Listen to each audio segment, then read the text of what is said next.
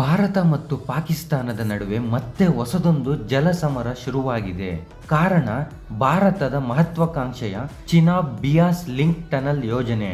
ಈ ಯೋಜನೆ ಸುಮಾರು 2352 ಕೋಟಿ ರೂಪಾಯಿ ವೆಚ್ಚದಲ್ಲಿ ಚಿನಾಬ್ ನದಿ ಹೆಚ್ಚುವರಿ ನೀರನ್ನು ಬಿಯಾಸ್ ನದಿಗೆ ತಿರುಗಿಸಲು 8.7 ಕಿಲೋಮೀಟರ್ ಉದ್ದದ ಸುರಂಗ ಮಾರ್ಗವನ್ನು ನಿರ್ಮಿಸಲಾಗುತ್ತದೆ.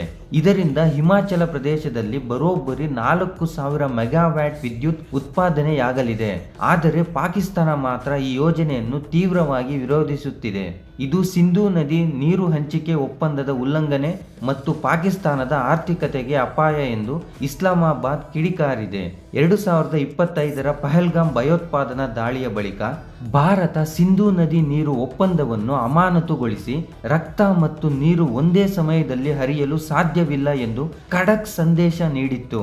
ತನ್ನ ನೀರು ಮತ್ತು ಶಕ್ತಿಯ ಭದ್ರತೆಯನ್ನು ಬಲಪಡಿಸಲು ಭಾರತ ಕೈಗೊಂಡಿರುವ ಈ ಹೆಜ್ಜೆಯ ಬಗ್ಗೆ ನಿಮ್ಮ ಅಭಿಪ್ರಾಯವೇನು? ಕಾಮೆಂಟ್ ಮಾಡಿ ತಿಳಿಸಿ.